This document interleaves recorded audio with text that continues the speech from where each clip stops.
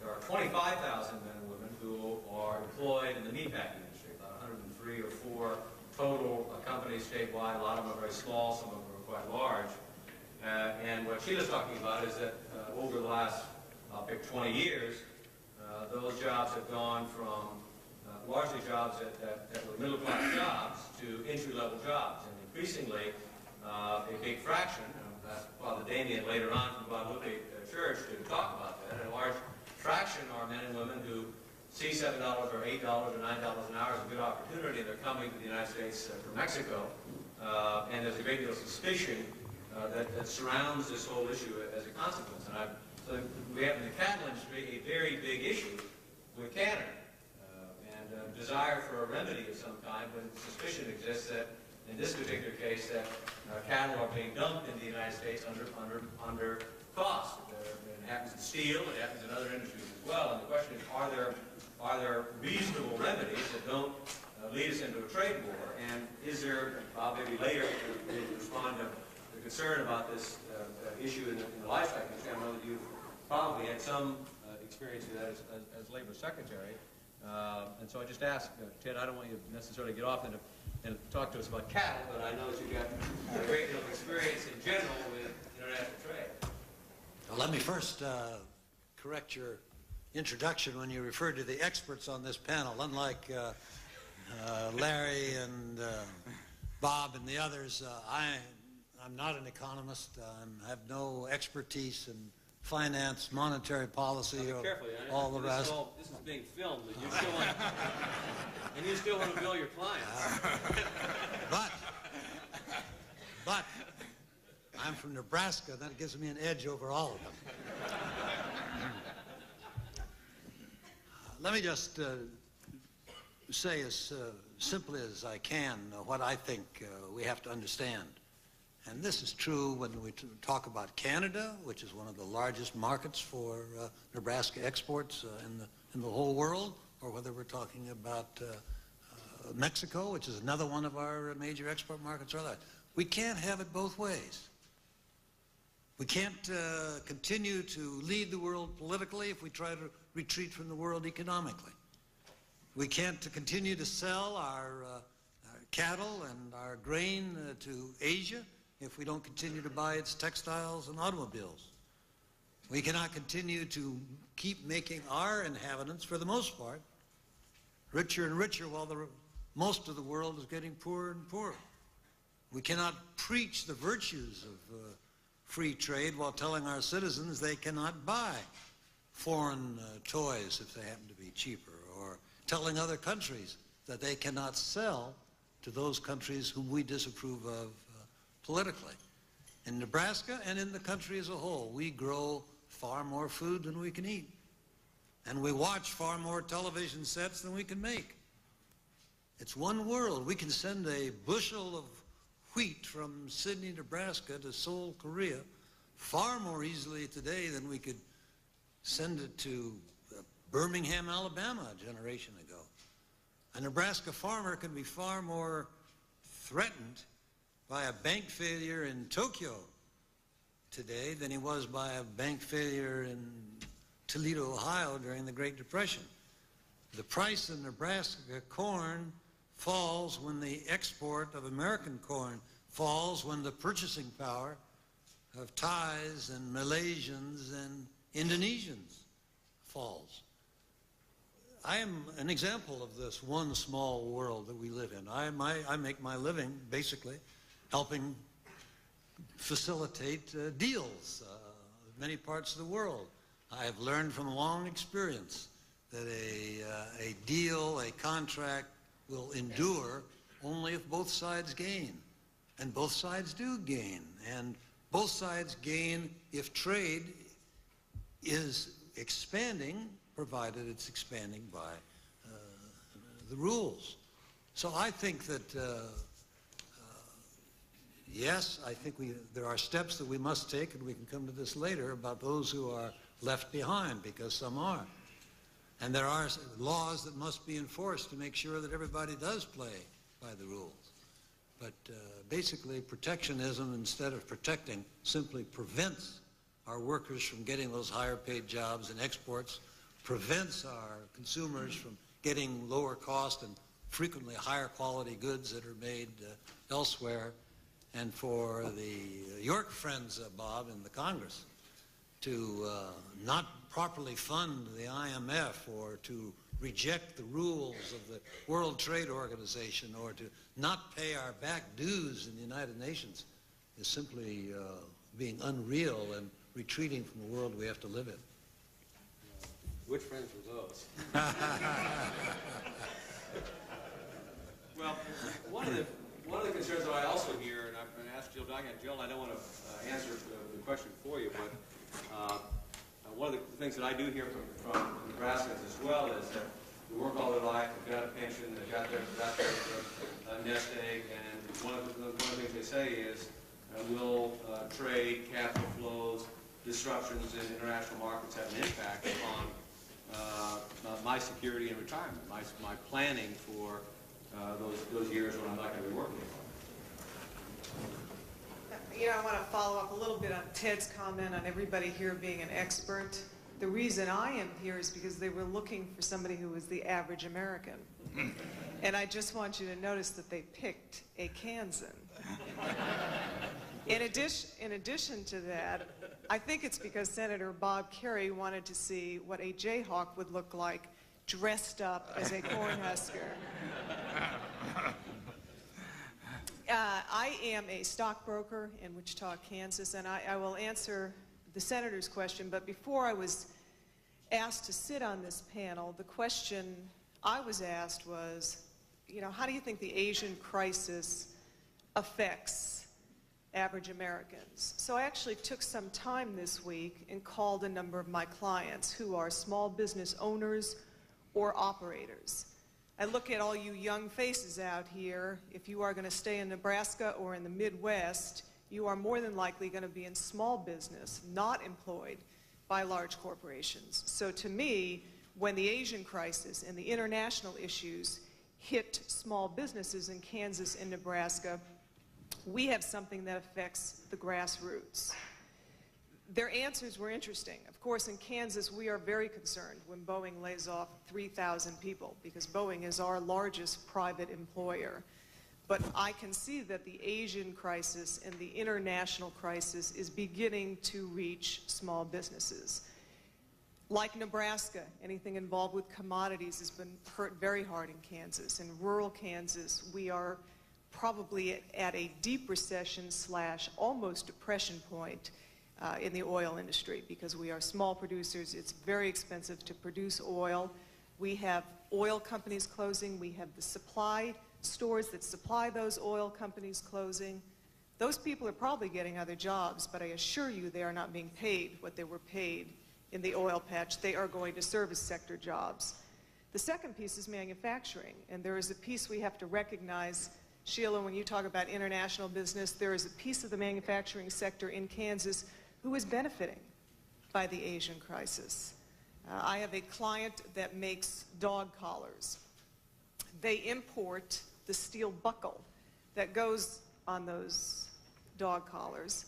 And in Taiwan, they are getting the advantages of this deep recession in Taiwan because the steel is very cheap for them to import. Only 10% of their cost is labor, so 45% of their cost is this steel, and it's becoming very cost efficient for them. But Larry brought up a good point. The second part of that is because we have a tariff on the webbing, they buy domestic webbing. And this gentleman said to me, you know what, in the short term, the Asian crisis is very good for us. But if this keeps going on, we're going to look at leaving America. Because if this continues to go on, and the price of our imports get lower and lower and lower, and the Asians come up with a better webbing than they have before, it makes more sense for us to move to Mexico because they are charged a tariff on the material they're bringing in, but we do not charge a tariff on bringing a finished product back into the United States of America. So do we have free trade? I don't think we have free trade. I don't think we have consistency in that free trade. And what Larry said is a very good point because it is going to draw people from Wichita, Kansas to move to Mexico.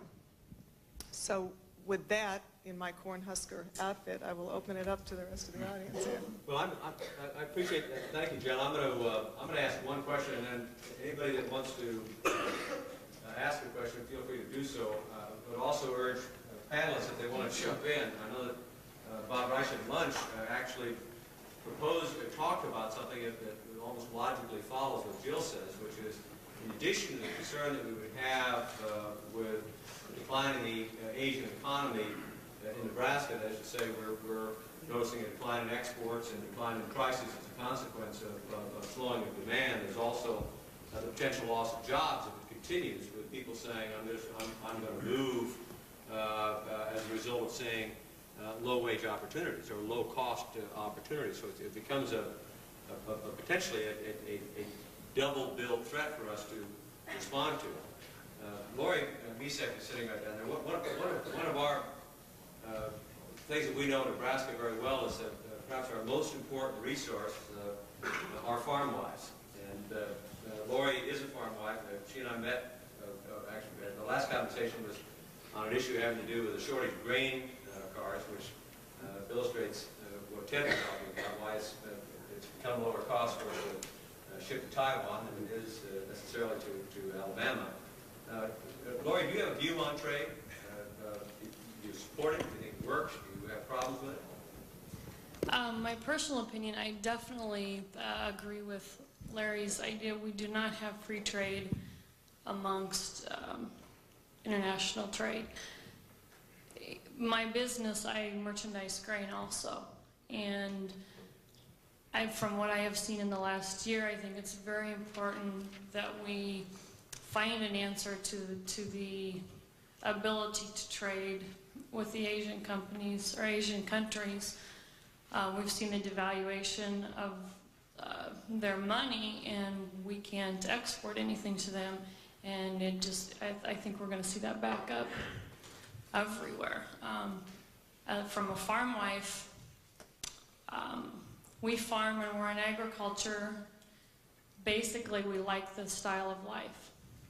You know, I could live in Omaha and I could make a lot of money doing something else, but there's something you get from living in the country that you can't get from Omaha, and that's basically where we as Nebraskans have come from. And if we don't find an answer to this, I think we're eventually going to lose that lifestyle. Could I just, at will, any one of the panelists just respond? We can get into some discussion about solutions. Bob, I would say that in terms of solutions, it's really the politician's nightmare, because it is a problem where you have a trade-off of diffused benefits over a long term and specific and intense pain to a limited number in the short term. And that when you are deciding public policy on issues that give you those choices, it can get very, very tough. I mean, just assume that 80 years ago or so that when the tractor was coming in, that horses could vote. Now, I've never been a horse, although I've been accused of being a certain portion of their anatomy, maybe. But I think you could say without undue presumption that the horses would not have voted for the tractors. Now, the consumers would have voted for the tractors. The tractors were going to make food, which every American consumed, going to make the food cheaper. Very diffused benefit, not immediately seen, might be attributed to something else if the price of bread went down a penny or two a loaf. But every horse would know what was happening. And you could say, well, we're going to retrain you to be a show horse, or we're going to turn you into a 6 furlong gem or something of the sort. But the horses as a whole, particularly the older horses, would know that this was not good news.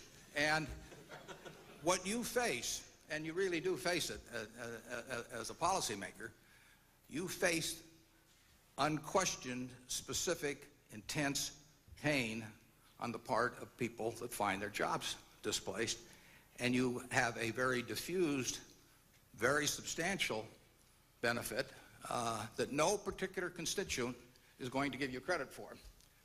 If it happens, and you're going to get blamed for the pain, if a trade policy intensifies what I've been talking about, and that is, that is the issue that has to be faced. I say that you go for the social benefits over time for society as a whole, but you just have one hell of a rest home for horses. Well, in addition to that, though, there are situations, you think of the Japanese, for example, that have the policy of intentionally subsidizing exports and restricting access to the market. Their consumers pay a price for it like that. They suffer more for it in many ways than we do, those policies, but we nonetheless suffer from those policies. The Europeans have openly protected their market, honestly, let's say as well, done that. And the situation that I was trying to cite earlier with the Canadians is a very, to put it mildly, it's a very hot issue. And it's not really an issue of competition. It's an issue of a government policy that makes it difficult for us to get to that point where competition can occur. And I wonder if either Larry or Bob have thought about specific remedies in those kinds of situations. Yeah, let me, Bob, make a couple of comments on that. And first, on one of the points that Ted made. By the way, Ted, I noticed when you said you weren't an economist, you had a big smile on your face. But aren't you an attorney? I didn't either. Shouldn't say something about lawyers. Couple of comments. I know a lot of people in the economics profession and outside the profession. I don't know anybody I would call a true protectionist. And I think I said this earlier. If you believe in free trade, as I do, and as I suspect most people in this room do, the biggest threat to free trade right now is the current structure of the trading system. And the threat will increase dramatically over the next year or two because, as all of us said several times already today, the trade deficit is now going off the chart, partly because of the Asian crisis, partly because of some of the long-term structural problems we talked about earlier. More jobs are going to be lost by export-oriented companies. We've seen only the early stages of that. More will be displaced by increased imports. Again, we're seeing only the early stages of that. So the backlash against trade is likely to rise dramatically if we're not careful and if we don't deal with the real issue, the issues that I tried to describe earlier. Now, how do we do it?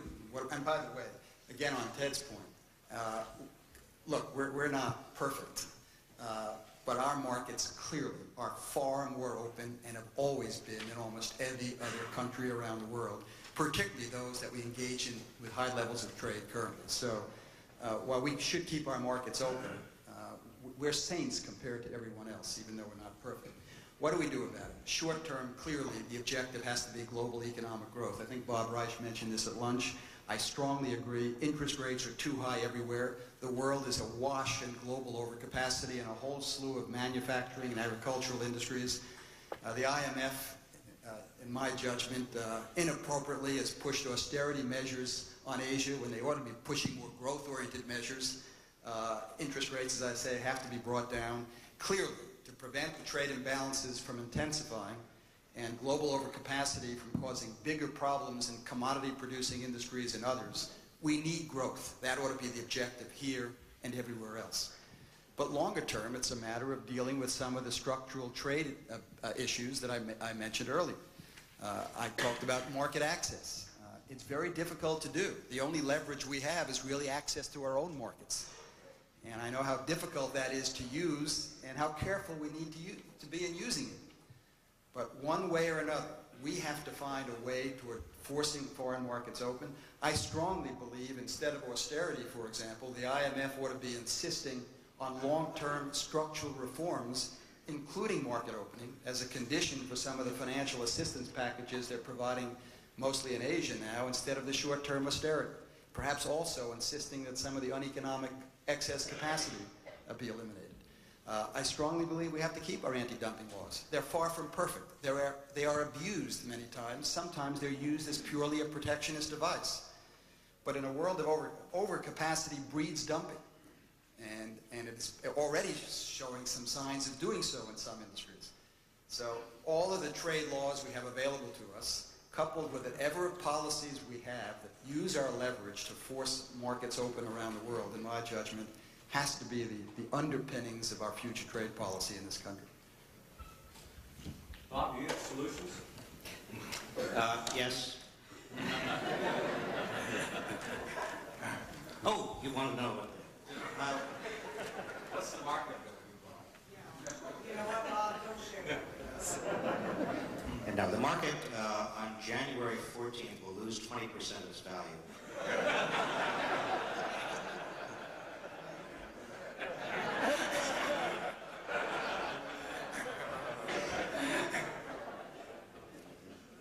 Robert Reich advising Warren Buffett once again.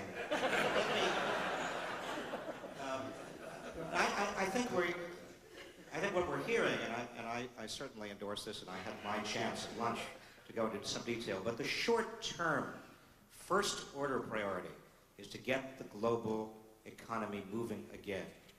And when you have 40% of the globe in recession or worse, and about 60% of the globe heading toward recession, if not in recession, it is very difficult to talk with a straight face about the trade imbalance and expect anything to happen that's any good.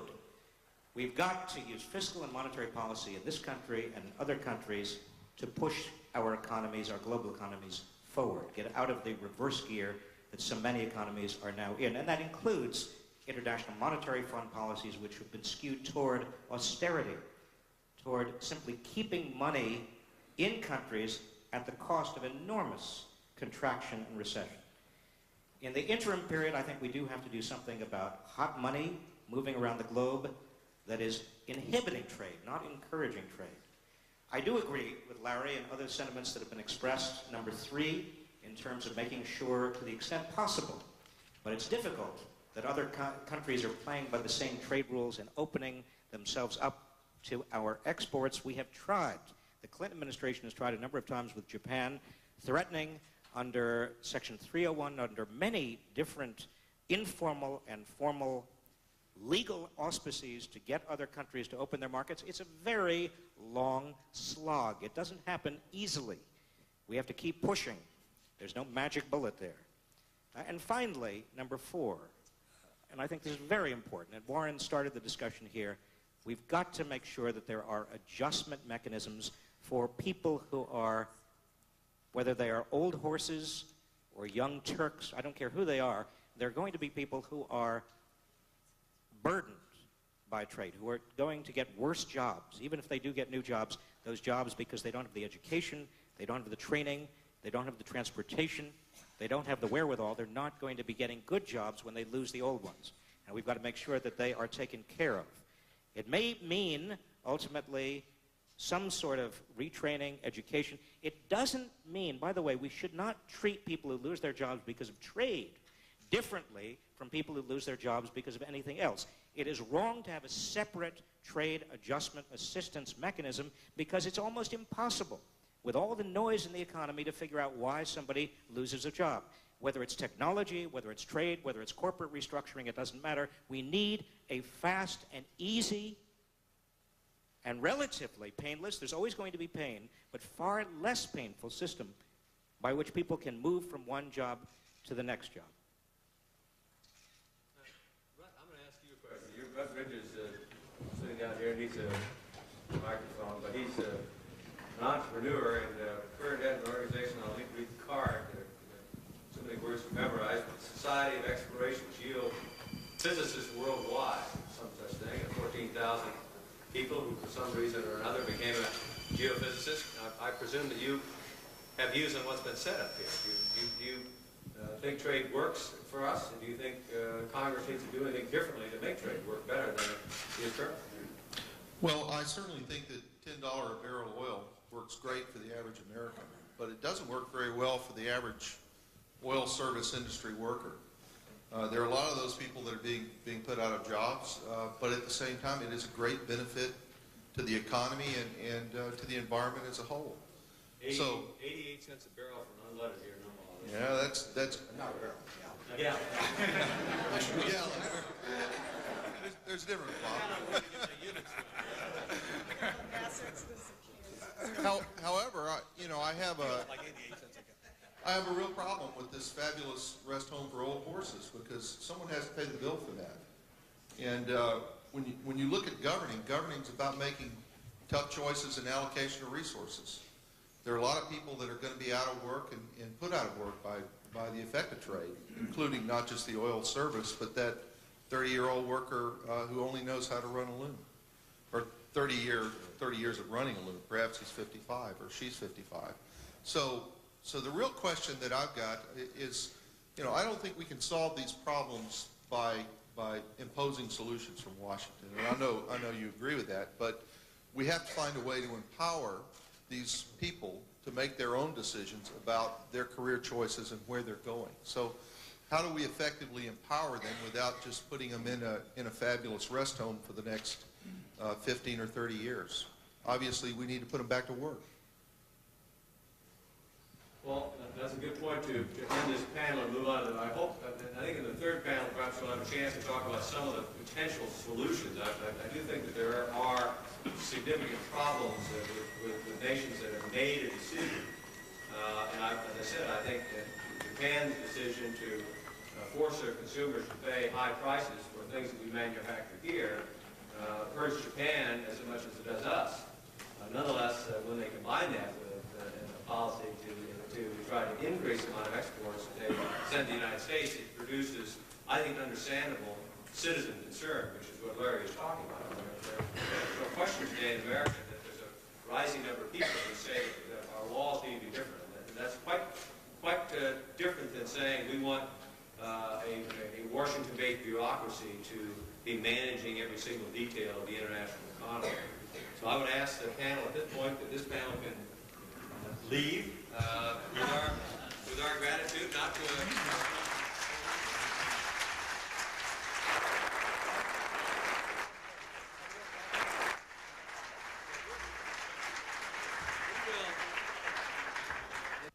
Now, more on how global trade affects the U.S. economy.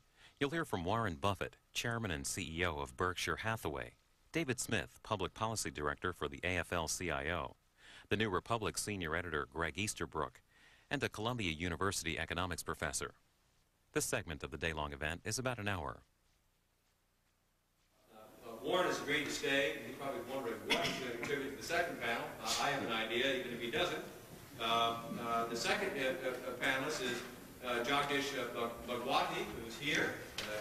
Professor Bhagwati is Arthur Lehman Professor of Economics and Professor of Political Science at Columbia University in New York. He previously taught at the Massachusetts Institute of Technology.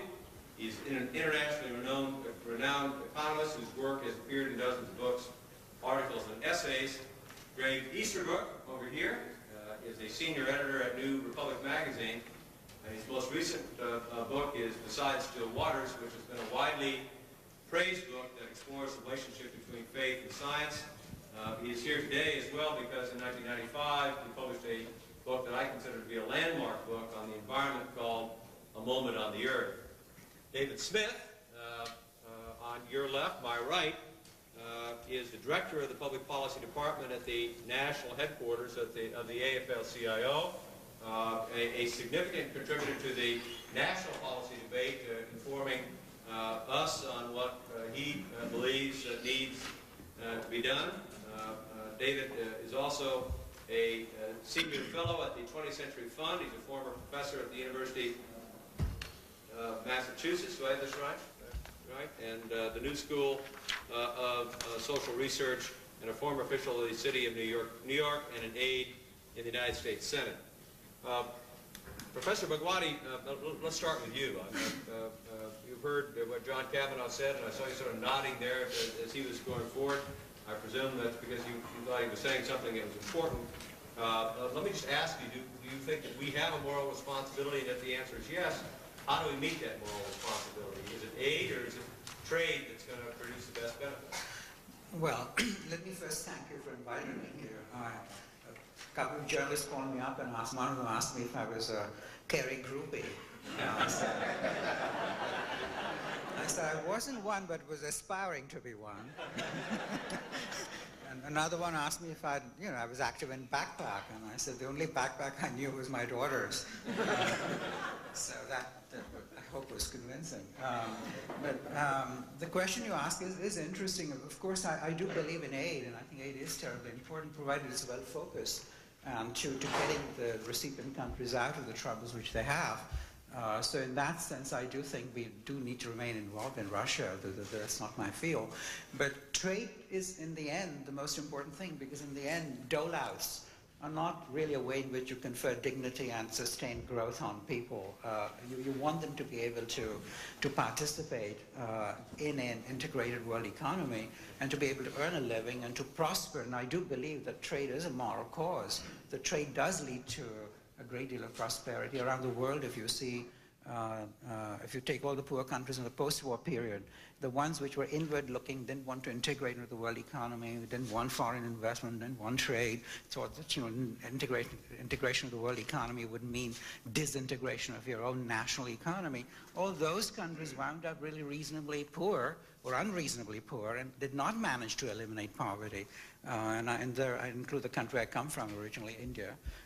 And a whole lot of other countries which really were outward-oriented, like the Far Eastern countries, did manage to impact on poverty. And I think that is exactly what we also need to remember at our end as we think in terms of all these kinds of worries, because those worries have come from the poor parts of the world at the beginning of the post-war period. They've died out there mostly, and the policymakers have come around to appreciating the benefits of freer trade and so on. Unfortunately, they've all come to our end. And people are beginning to worry about integration into the world economy and have all these fears, some of which we have heard and some of which are justified, which need institutional responses. But I think trade is an engine of growth, prosperity, and is therefore, for that reason, a moral cause. Thank you. Greg, you, I believe, in general terms, agree with that, but also that there seems to be a vehicle to improve the quality of the environment. Oh, yes, I would certainly say that. We all in the United States today labor under, I think, the illusion that we're the great source of pollution and environmental destruction in the world. And although we clearly make environmental mistakes for which we'll be held accountable, if you travel the world, you very rapidly discover that it is the developing nations, not the industrial ones, that are the polluted countries. In the United States, in the last 25 years, we've had steady declines in air pollution, water pollution, toxic pollution, and all the major categories during the same period that we've had a growth economy. It's, in my mind, the greatest national achievement of the last 25 years of American life is that we've managed to shift the previous trend of increasing pollution, convert it into a trend of decreasing pollution, make growth and pollution decline, the two reconciled, and show that you don't have to pollute your environment in order to have a successful economy. And you here in Nebraska, which is cleaner with every passing year, your air is cleaner, your water is cleaner, and most environmental trends are good, can be proud of the part you've played in that. If you travel the developing world, the trends are all the reverse. Things are getting worse in most nations. The level of water pollution in the rest of the world is staggering. 1.2 billion people don't have access to safe drinking water in the world. WHO, World Health Organization figures show that last year 4 billion children under the age of 5 died from indoor smoke pollution in the world. Obviously not one single one of them in the United States or Western Europe. But most of the world still heats indoors with wood or agricultural waste products. Unlike the clean energy that we use in the West, pollution is a problem much more of the developing world than it is of the developed. And to the extent that our exports can help them, we can export a few things. One, most prominently, the idea and the knowledge that it is now possible, based on the technology of the last 20 or 30 years, to have economic growth and reducing pollution simultaneously. This was not possible at the turn of the century, say, when the United States was furiously polluting its own environment. It is technically possible now, and we have to export that idea to the rest of the world.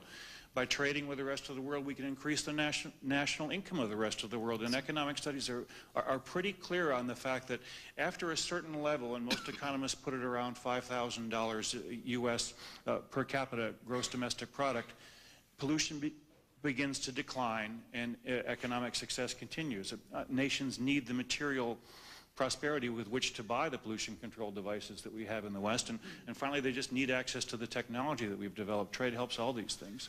Well, Greg, I mean, as you're talking about, I have a picture of a lot of photographs around town of the way Omaha used to look.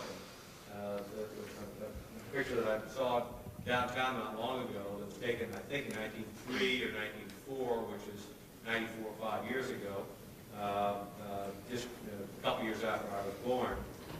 But it shows a horse-drawn vehicle. And it's says fresh meat on the sign. That's what they're moving. They're selling a food product. And obviously forced droppings and so forth, and no sanitary sewer system. And one of the things that I was struck by in your book is, one, that we have a lot of expertise and talent that we can provide, either as aid or as trade, and that the environmental problems in a developing country are completely different than the ones that we typically deal with here. We're concerned about particulates in the air at the margin, and is it not true that the developing world is facing completely different kinds of environmental problems? Oh, sure. Most of the world's developing nations, at least the ones with rapidly growing populations, especially in the equatorial world, are dealing with the problems that haven't existed in the Western world for 100 years. Access to safe drinking water, urban sewage control, basic control of release of toxins into drinking water area, and especially the use of indoor open fires, cooking fires for heating and cooking. We can't even imagine what it's like if you've ever accidentally left the flue closed in your fireplace when you've started a fire and had that 5 minutes when there's smoke in the house and everybody's choking. That's how 1 billion to 2 billion people live on a regular basis in the world today, because indoor fires is the only source of heat and cooking fuel they have. And I think the environmental movement has trouble coming to terms with this sometimes, because it requires you to advocate resource consumption and industrial development for a large share of the world. Given population increases, there really isn't a soft path solution to this. The rest of the world needs industrial growth. But as long as it's industrial growth in the direction of the clean technologies that now dominate growth in the Western world, there's no reason why developing nations can't have reasonable control over their environments and economic prosperity at the same time.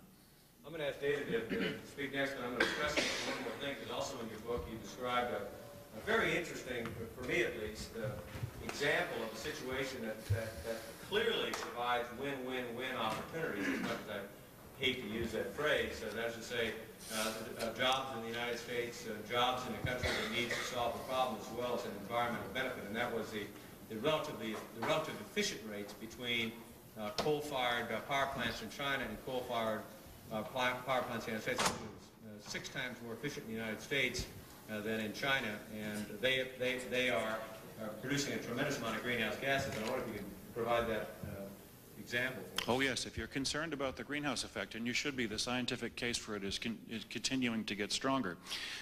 You should be especially concerned because for moral reasons, we almost have to root for the consumption of more fossil fuel in the world in the next generation in order to bring morally equitable living standards to the rest of the world. The developing world for the next 1 to 2 generations until human population stabilizes simply must burn more fossil fuel. Well, what standard are they going to do it at? Are they going to do it at an inefficient turn-of-the-century standard, or at the standard we have here in the United States? If you go to China, which is now the world's largest producer and consumer of coal, the typical coal-fired power plant there, of which they're building 1,000 megawatts of capacity, I think a week now at this point adding, burns at 6% thermal efficiency. Power plants in the United States, and 6% thermal efficiency without any acid rain controls. In the United States, our plants now operate at 38 to 39% thermal efficiency with acid rain reduction. This means that in China they burn 6 times as much coal to produce the same unit of electricity as we do here in the United States, thus emitting 6 times the greenhouse gases. If we could succeed in nothing else than exporting our standard of efficiency to them, they could cut their coal consumption to 1/6 what it is, and that would actually be a greater contribution to greenhouse gas reduction than anything we could do in the United States right now. Well, I'm going to go now to David Smith. David, as I indicated, works at the AFL-CIO. And one of the things that's very interesting about AFL-CIO is the perception, I think, with most people in the country is that labor is against free trade. First of all, I'm going to let you speak as to whether or not that's the case. But the second thing that I find very interesting about that is not often known or heard is that the strongest advocates for, on a moral basis, for working standards in the rest of the world is AFL-CIO. So, David, on any, whether it's on the first question or on any other question, talk to us about what you think makes good trade policies. Thank you, Senator, and thank you for pulling this extraordinarily provocative session together. I think we all appreciate it. I've been sufficiently provoked that I may ramble a little bit. But let me try to get to your two questions. I ramble whether I'm provoked or not. It seems to me it's important to come back to a couple things that Larry Schimmerine and Bob Reich tried to head us toward. I think it's a mistake to think about this as a problem of trade policy. The process of global integration has created a number of problems. The problem that Larry described and that my friend Bill Greider will talk about more in the third panel, the problem which Larry describes as a problem of excess capacity, but also ought to be thought about as a problem of insufficient demand. One of the things which we have decided to do, using the instrument, the very blunt instrument of terrible IMF policy, is to tell developing countries facing a currency crisis, created in large part by some of the speculative runs on currency that Bob described, we've said to those countries, you have no choice. Reduce domestic consumption, raise domestic interest rates, stifle domestic demand, and export to the United States in order to earn enough hard currency to pay off your debt. That's a crazy development policy. Maybe we can get away with it once or twice. But when we say to a substantial chunk of the international economy, the only way you can thrive is to export to the U.S., two bad things happen. One, we're not improving standards of living in Indonesia, in Malaysia, in Korea. We're not creating the kind of growth in domestic consumption that Greg correctly describes as a spur to lots of other things that we care about. But we're also creating an intolerable situation here, one that's not politically sustainable. Whatever one thinks about trade policy, the current imbalance in trading outcomes is driven by crummy economic policy. And the notion that we can fix it by tweaking here with domestic or even international trade policy, I think is a mistake. And second, the question that Bob raised when he was putting this panel together is, do we have a moral obligation to trade more or trade less? I think that's the wrong question. Let me just talk a little bit about that. The objective of economic activity ought to be that people get better off. Well-trained economists like Jagdish and me used to believe, Jagdish I think still does, believe that it's a self-fulfilling prophecy that more trade makes people better off. I think we need to look at the evidence and pay a little bit of attention to the contradiction between the evidence and the theory here. More trade is not making American steel workers better off. There is now more imported steel coming into the United States than this market can sustain. Bob said 6,000, I actually think it's 10,000 layoffs in that industry. Now, and I want to come back to something Warren said, and then I'll be quiet. Warren described a rest home for old horses, suggesting that folks who are displaced by trade are, they're the buggy whip manufacturers. They are, in fact, the horses faced with the tractors. In the American steel industry today, and a lot of the rest of American manufacture, that simply isn't true. The American steel industry went through a gut-wrenching, hundreds of thousands of jobs costing, billions of dollars of investment costing, renovation of itself during the 1980s. This industry is the world's low-cost, highest quality producer today, but it can't compete with a ruble, the value of which has sunk through the floor, with a rupiah that was devalued by 80% in the process of a few months, and with a managed currency in Japan. And to suggest that steelworkers who are displaced by that set of phenomena, this isn't a trade policy problem, this is an economic failure problem, are old horses that we need to figure out how to take care of in a gentle and kind way, I think misses the point. And I think the problem here is that thinking about trade policy rather than making the international economic regime work so that standards of living improve in Bangkok as well as in Omaha, that's our task, and that's the moral question we ought to ask ourselves. Well, since Warren has at least 10 more zeros than I do,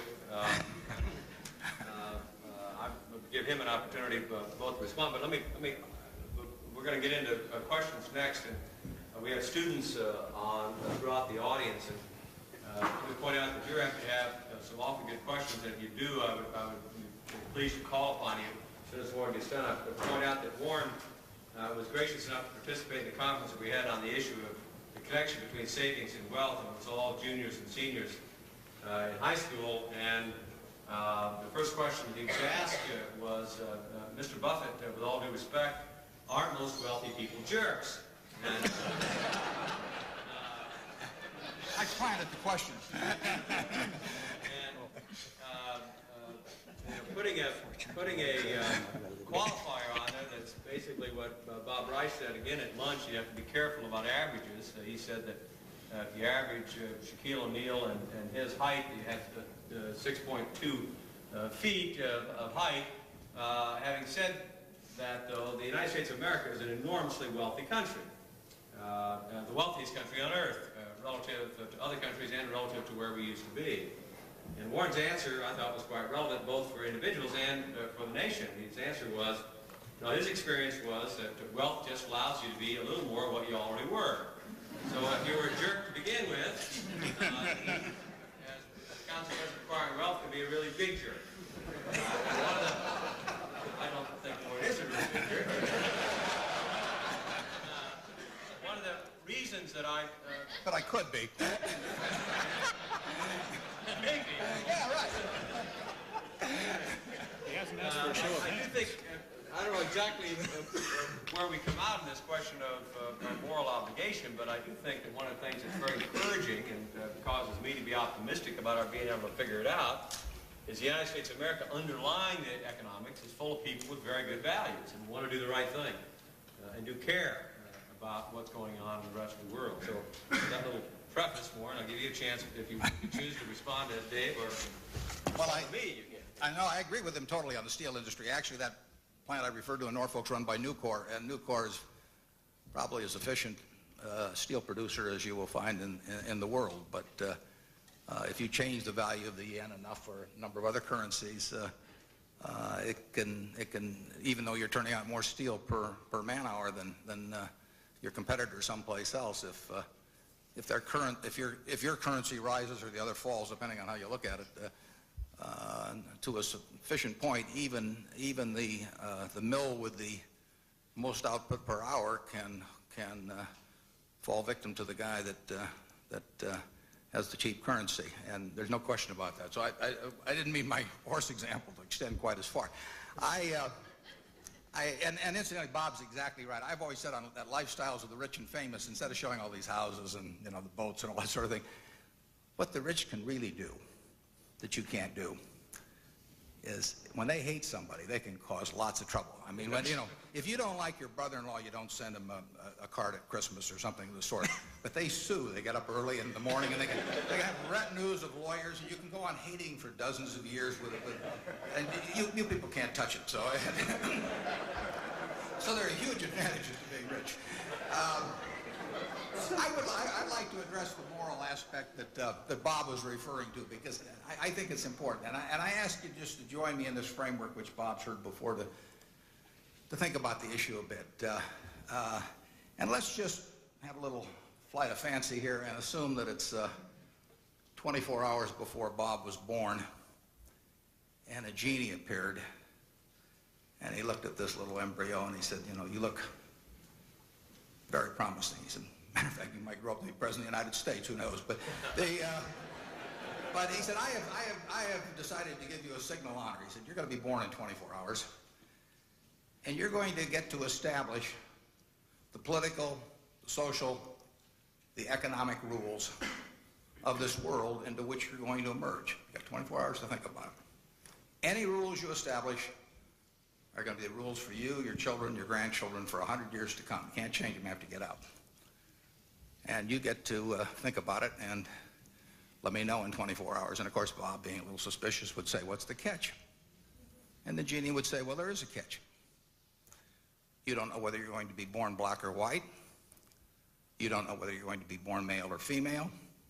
You don't know whether you're going to be able-bodied or infirm. You don't know whether you're going to be bright or retarded. You don't know whether you're going to be born in the United States or Bangladesh. All you know is in 24 hours, you get to reach in this barrel with 6 billion balls in it, roughly, and you pull out one, and you never get to change it. you're going to participate in what I call the ovarian lottery. And at that point, it's the most important event in your life. Nothing will remotely touch it. I mean, all the things that happen subsequently, whether you get into Harvard or not, or whether you get a raise or not, whether you marry the right spouse or not, nothing compares to pulling that ball out of the barrel. Now, what kind of a world do you want to establish? Because you do get to set the rules. You just don't know what your position is going to be within that. Well, I would suggest that we'd all answer that somewhat differently, but we'd have some common goals in answering that. One of the goals we would have would be to have a world that would lead to an abundance of goods and services, and one where that abundance would grow over time on a per capita basis so that they would be greater for our children and our grandchildren. We'd want a world that was free of fear to the degree possible. Not just fear of getting mugged tonight, but the fear of old age and the fear of crippling illness, fear of unemployment, whatever it might be. We would want a world that caused the Jack Welches and the Bill Gateses, long after they had all the money they needed, to still jump out of bed at 6 in the morning, try and figure out better things to do and produce more goods and services. But we would also want a world where the person with the 70 IQ and who just wasn't well adapted for a market society, couldn't arbitrage currencies or anything of the sort, all those wonderful things that come with a free market, that person in turn would share in this abundance of goods and services in some reasonable way that was not totally determined by a devil take the hindmost type of philosophy. Now, I would suggest in that context that as you look at it, not knowing, the odds incidentally would be about 1 in 25 that you would be born in the United States. So if there are 100 people here in this auditorium, 4 of you would get a ball that said U.S. on it. 20 of you would get a ball that said China, and you can go down the line. Half of you would change sex. Might change your ideas on a few things. We won't explore that fully. But the question is what would you think about trade? I think you would feel that to the extent possible, you would want every one of these 6 billion people to be as productive as possible, recognizing that some percentage of them are not going to be able to do anything that's really that useful as measured, particularly as skills advance and everything. They aren't as useful, relatively, the bottom 10% as they were useful 150 years ago, because more jobs now fall into the category of people that require higher skills, and no matter how you call it, there's always a bottom 10%. So I suggest that trade has a huge moral component to it. And I think that you should recognize that the consequences of a world where not only goods would flow freely, very freely throughout the world, but investment in every other aspect would be that the standard of living of the rest of the world would grow more relatively than the standard of living in this country. I mean, we are a favored nation, and we will be more favored if everyone in the world is producing to their best ability with the best tools, under the best management. But people will gain more around the rest of the world than we will, and I think that's just fine. I think we've gotten a very lucky ball, and I think that we've got some obligation to those that didn't draw the same ball. Okay, the conference is over. Well, I've indicated earlier, Father Damien, the parish's Guadalupe Church in South Omaha, and I don't know what the percentage is, but a very high percentage of Latino parishioners, and I appreciate if you would answer in English, for me at least. Sí, yo puedo. Anyway, you are right in the middle of a very hot issue right now, and that is both a trade issue and an immigration issue. And it involves the Immigration and Nationalization Services, I think, obligation to enforce the law, and nonetheless, for 25,000 people who work in the meatpacking industry in Nebraska, for their employers and the employees, on the 30th of November, subpoenas were sent to all these plants, notifying them that their records are going to be evaluated, and sometime next year, we could have several thousand unemployed people who came here, lost their documents from one way or another. I don't know whether you can respond directly to what Warner said or connected with what he was saying, but I know that you see this life and death moral issue all the time.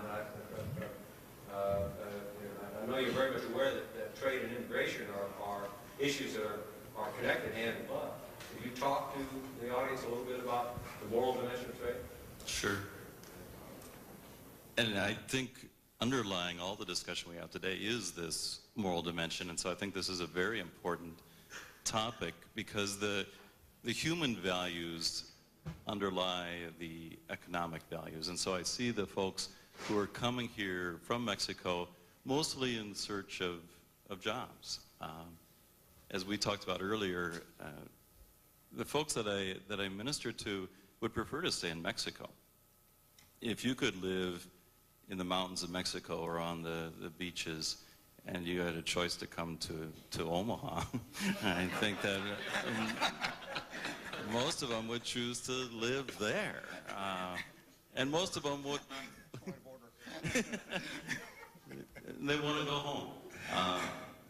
But the jobs aren't there. And so they come here looking for work. And even though the jobs don't pay very well that they're getting, it's more than what they have there.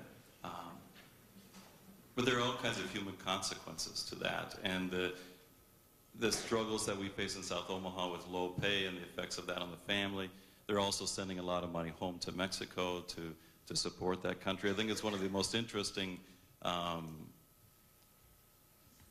support programs that we've had in the world, where probably about $5 billion is sent to Mexico every year from the folks who are working in this country to support the people there.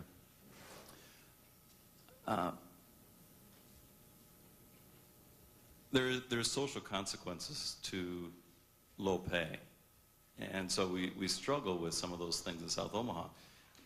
The gang problem, the struggles with broken families are all the consequences of low pay. If they got paid well, if they could have a good education, a lot of those social consequences wouldn't be there. So there's all kinds of effects down the line. I often struggle with when the folks in this country choose to compete with the third world, then do we become a little bit of a third world country ourselves? So some of the situations that my folks deal with are the same situations they would deal with in Mexico. But is our trade policy making our country the same? So let me, if I could, try to just elaborate on that. If you don't mind, before you respond, I want to ask you one thing that I'd love to just quickly, if you could, if you were writing the rules, how would you write the rules? Well, I would agree with most of the stuff that Warren was saying. However, I would also put in some type of protection there. That there needs to be ways that the lowest level are protected. And so there has to be laws that guarantee a level for them. Let me just elaborate a little bit. I think, Father, you're absolutely right. And one of the things, the Senator asked earlier whether or not the AFL-CIO is protectionist. I think the answer is self-evidently no. But we did oppose fast track last year, and I want to just say two things about that.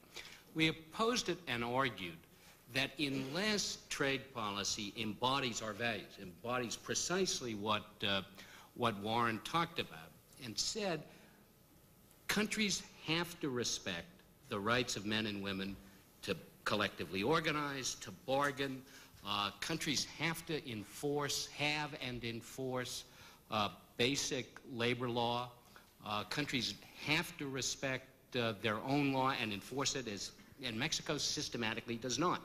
And one of the problems for the men and women who work in meatpacking plants in Omaha is the inability or unwillingness of the Mexican government to enforce its own labor law. Wages are down in Mexico since NAFTA, not because trade is good or bad, but because the pressure on the Mexican government to stay away from enforcing its labor law drives people over the border and drives them here. If we're going to use trade policy to get where Warren wants us to, we have to insist that trade policy be linked to our highest aspirations, that it level standards upward, that we allow people to form unions, that we allow people to collectively bargain. We insist that environmental laws be enforced. If we don't, we run the very real risk that trade policy becomes a race to the bottom. And the next investor seeks the most exploitable worker, whether it's in Guadalajara or in Omaha, or the most degradable environment. That's the downside of markets without rules and standards and without the values that Warren talked about. You want to respond? Yeah, I quite disagree with what David said, because I think what drives people across the border is not legislation or failure of legislation in Mexico, it's simply poverty. And they see opportunity here, and so they come across. I think trying to link trade issues and the fact trade is an engine of growth, to link them to moral and other requirements, really, I think is to simply try and kill two birds with one stone. Trade, really, treaties and institutions should be about advancing trade, freeing trade and bringing in the prosperity which we were talking about. And advancing social and moral agendas should be done through other ways, which are much more effective. As soon as we try and link up the two, it might be the way the Congress might feel more comfortable working. But immediately people abroad, as soon as they see that we are trying to link trade issues with this, immediately assume it's for competitiveness reasons. In fact, that is the element which was coming through in this kind of statement, which is that we are really trying to protect our industry from some sort of unfair competition. As far as racing down to lower standards is concerned, that's an empirical issue. Most of the investment which goes is, the one which adds up to a hill of beans is large. We're not talking about furniture firms which are very tiny, going from California, where lead paint laws are very strict, across the Rio Grande. That doesn't add up to very much. The big firms just don't take advantage of the fact that President Zedillo doesn't have the kinds of standards we have. So a lot of studies have come out which show that this really is really a fear which really has no empirical counterpart. So I would suggest very strongly that we really try and go after all these other concerns which we as Democrats would want to be, and as Mr. Buffett was pointing out, we be strongly attached to, that we do that through much better means than trying to do it through trade, where they don't belong. Well, before David responds, I would the audience that this is the critical debate that prevented the fast track from passing the House. It is across the relatively small physical distance between these two gentlemen, enormous ideological divide that has prevented the law from being changed to give the President the authority to negotiate multilateral agreements. And I would ask, I would love to have this thing continue. And David's going to respond, but can the two of you reach agreement? If you can't, we won't. Right. I don't know the answer to that. I think Professor Vaguati is absolutely right. It is an empirical question. And the question is, are we seeing, let me give you two Mexican examples. Huffy Bicycle, not a small facility, recently shut down its plant in Bethlehem, Pennsylvania, and moved 100% of its domestic production operations south of the border. Not because the market's in Mexico, not because of the increased productivity it can get from tapping the skills of Mexican workers rather than Pennsylvania workers, but precisely because of an environment where both labor law and environmental law are less rigorously enforced, and that does confer, you're precisely right, does confer price advantage. Now, it would be absurd and protectionist for us to argue that Mexico ought to meet American wage standards, or that Indonesia ought to meet American environmental standards. But it is not protectionist to argue that both Mexico and Indonesia ought to have an obligation to honor the core International Labor Organization conventions which they've signed, and that they ought to have an obligation to enforce their own labor laws, and that one ought not to be able to try to induce Warren or me or anybody else to move a facility from one country to another by offering to derogate from existing law to disadvantage workers, to make it impossible for them to form unions and collectively bargain. That's what we asked for.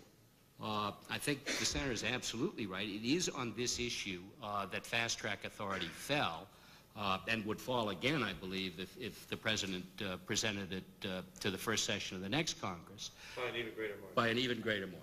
We ought to figure out, I agree, that trade can confer great benefit, just as economic growth can confer great benefit. But it is not automatic. It happens because governments decide. The theoretical economics that Professor Bhagwati talks about would argue against minimum wage laws. We are simply not prepared to say men and women ought to work for less than the minimum wage in the United States. That's economically inefficient. We all learned that. But we're not prepared to say it. We need to figure out how to use trade agreements, investment agreements, the other agreements that shape the integration of the international economy to make men and women, ordinary men and women, wherever they live, better off, not worse off. It doesn't simply happen because we trade more. Trade can help, just as growth can help. But the economic growth that characterized this country in the 1920s resulted in less, not more, equal income. Government intervention, the growth of trade unions in the 30s began to reverse that. These aren't automatic processes. You were shaking your head. There's so many statements that he made which I disagree with.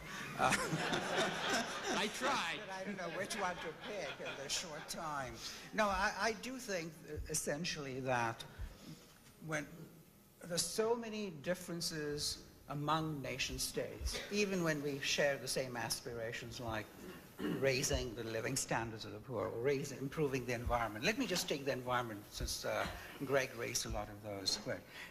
As you know, the linkage issue also extends to environmental standards, and the NAFTA position was all, predicated on that as well. And it seems to me that there are legitimate differences as to which kind of, even if you have the same desire to improve the environment and the same willingness to spend money, there's absolutely no reason why the Mexicans should do the same things first as we do. And therefore, you will in fact have different environmental burdens. I mean, like our children, they don't carry little Perrier bottles, to prevent themselves from being hurt by bad water from the tap. The Mexicans do have a problem, which is quite enormous with dysentery and so on. So they would want to go after clean water first before they go for clean air. We have a problem with clean air because of all the enormous numbers of vehicles. I'm not talking about Mexico City now, of course. Now, therefore, when you look at the actual tax burdens for the same amount of carcinogen being put out into the air or into the water by the same industry, the tax burden you would want to attach to those would in fact be different.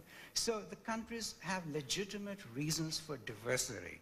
And for us to say, through this linkage, that some other countries are not going to be allowed to trade with us if, as Congressman Gephardt says, and Mr. Bonnier used to say also, they must have the same burdens or it's unfair trade. It's just simply wrong. So I'm just giving you one example of how we can go wrong. I think we ought to push for better environmental standards through appropriate agencies, through subsidizing NGOs, through social labeling. There are dozens of much more effective ways which do not look protectionist and create waves at the other end. Because even if we get the fast track through Congress, you're going to run into opposition from the developing countries, because I work with a lot of NGOs there. They're completely against this linkage, unlike the NGOs here. Jose Flores still out here? Jose is a student, also a full-time job here in Omaha. And I just asked Jose if they've got some views on trade as well, just from your point of view. We've heard almost 2 complete panels and lots of things said about trade. Do you have misgivings about international trade? Yes and no. You should run Wow. for the Senate. Yeah. Thank you. Well, I guess I'm just the average Joe here. But I can't help but get away from what Father Damien was hinting at here. The fact, real wages should be an issue here.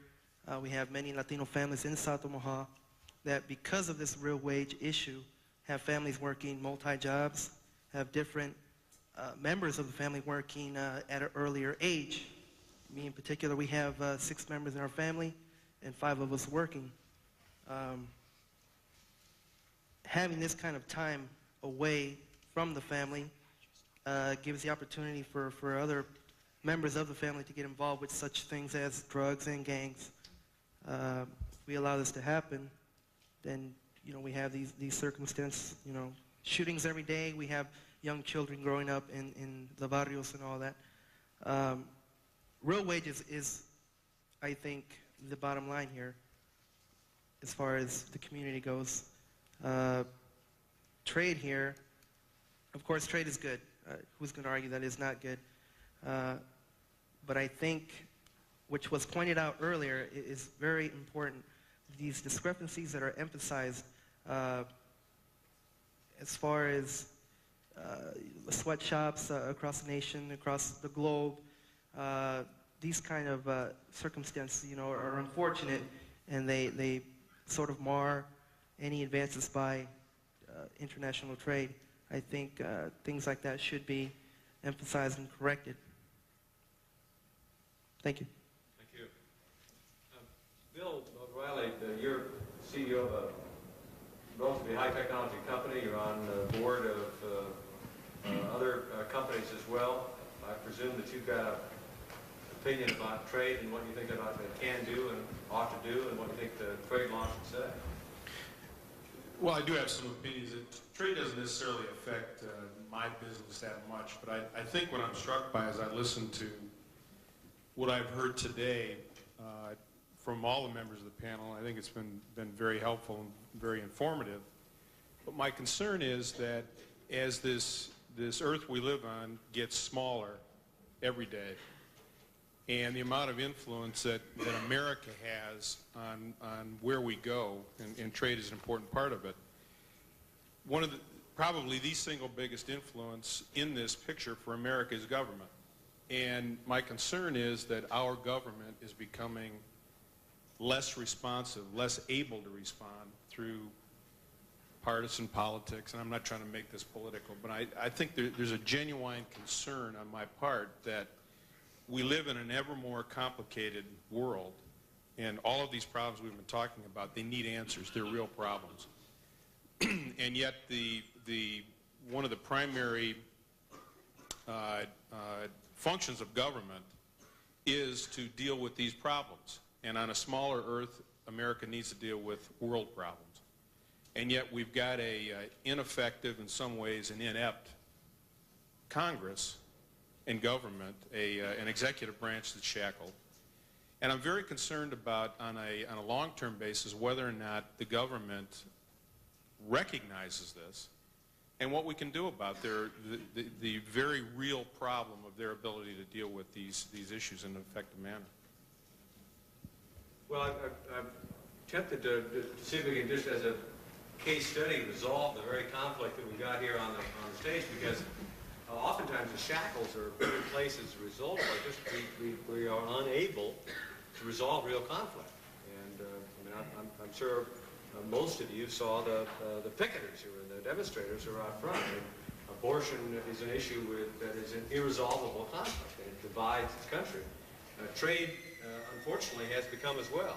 And the question really for us is, how do we write the law? I mean, how can we resolve this particular conflict? Because I hear Dave, AFL-CIO, saying that you're in favor of more trade, that you're not opposed to trade, but it is this very specific issue of linkage that is preventing the House of Representatives from passing a law that would give the President the authority to negotiate agreements that would result in many things that have been raised here today. I mean, I understand that you want to do it in a certain way, but whether it's Lori or others who are talking about it, there are nations out there that protect their markets and that are making it difficult for us to not only get good trade policies that benefit us, but trade policies that benefit them as well. I mean, you ask me what would stimulate the Japanese economy the most, I would say eliminate the tariff on beef and give your consumers a big price cap. And there's no question that it would.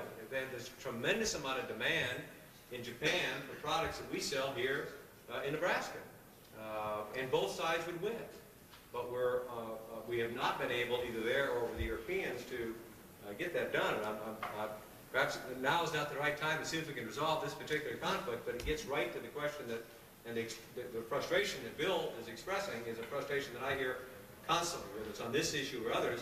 Important issues don't seem to get resolved because we haven't been able to figure out a mechanism for their resolution. And as a consequence, nothing gets done. Two quick thoughts, Senator. I think it is a mistake to think that we can address some of the problems that we've been talking about in this room through the mechanism of domestic trade policy. I really want to, again, underscore what I think in different ways Bob Reich and Larry Schimmerine and Warren Buffett all said. We got to figure out how to grow this global economy faster.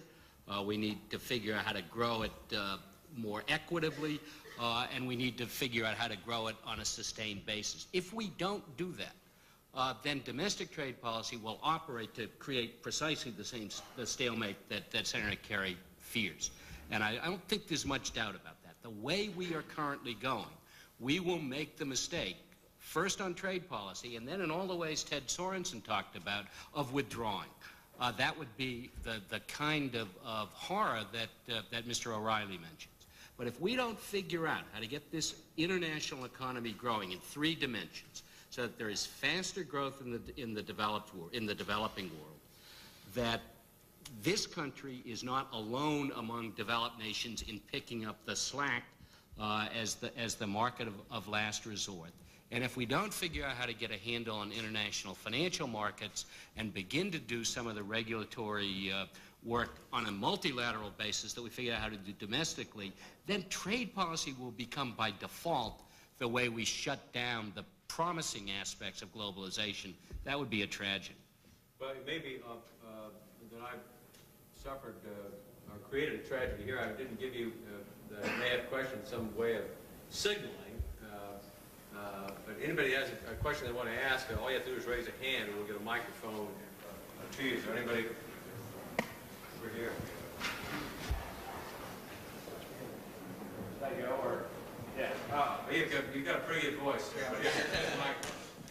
All right, I had a question about something which hasn't really been addressed yet, and it's a fairly loaded question, so I guess I'll ask it to all you guys, and then y'all can fight amongst yourselves.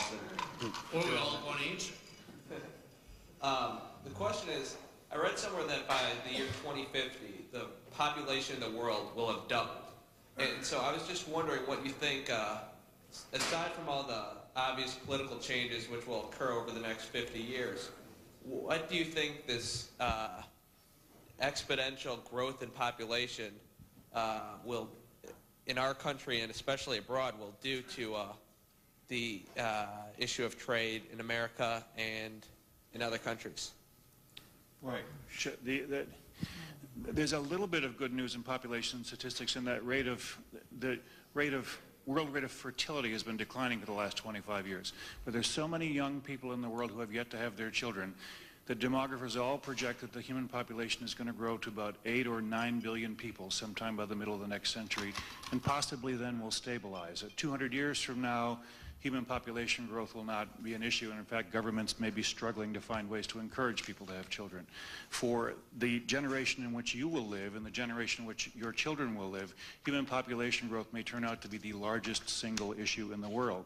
We're going to have to find a way to feed, clothe, care for the health of, and most importantly employ half again as many people as who are alive today. And it has the enormity of this problem is one we can't even guess at, because today the world has struggles to properly feed, clothe, and care for 6 billion people.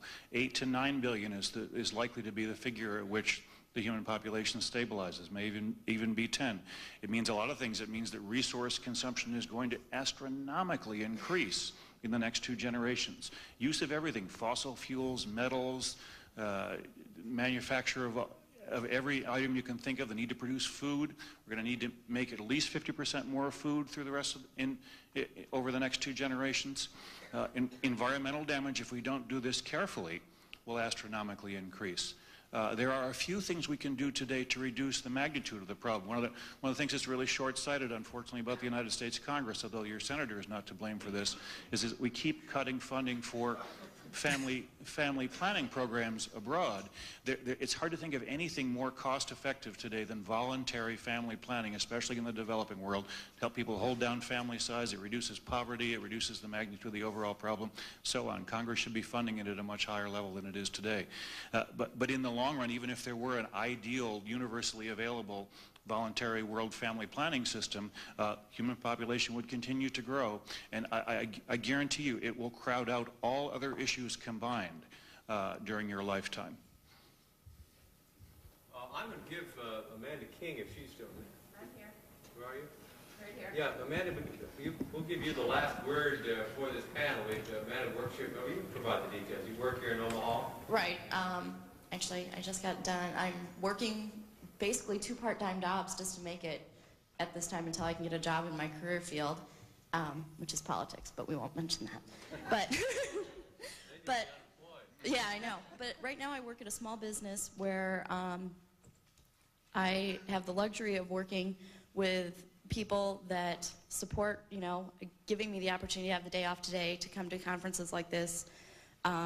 They try to support small business owners, but it's impossible almost, it's, you know, unless you have a very aware and conscious manager or owner who is taking the time to support the locals and looking at the bigger picture. You know, it's almost impossible to run a small business and not, you know, import from other countries because back to the wage, you know, American population almost can't afford the products they're making sometimes because they're making the less wages, and the people that are owning the businesses, yes, they can afford the products that their companies are producing, but the actual workers a lot of times can't buy, you know, look at Goodyear. You probably go down to a Goodyear plant, most of those cars probably don't even have Goodyear tires on them because the Goodyear workers themselves can't afford to buy the products that they're producing.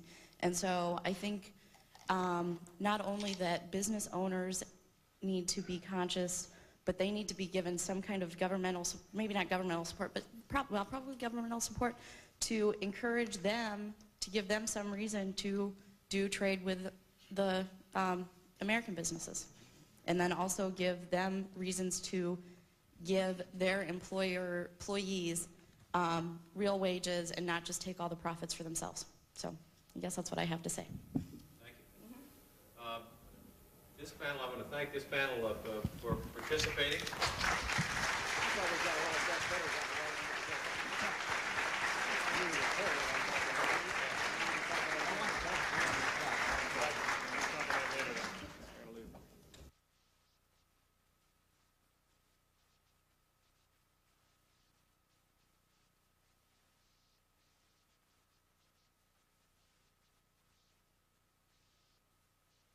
Next, more from the Economic Forum hosted by Nebraska Senator Bob Kerrey.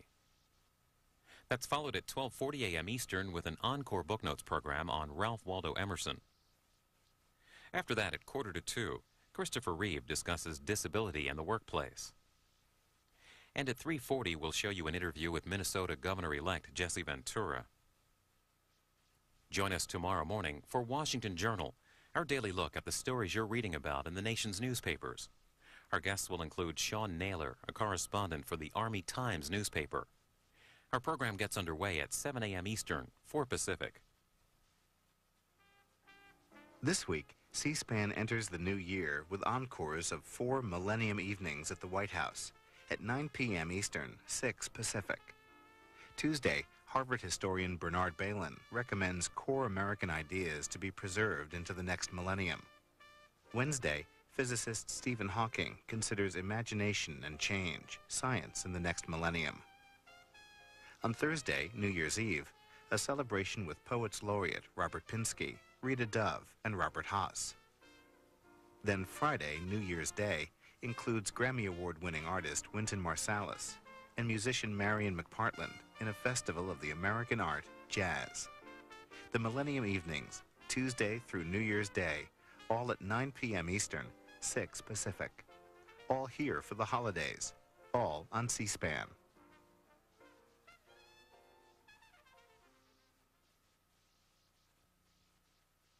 Now, more on how global trade affects the U.S. economy.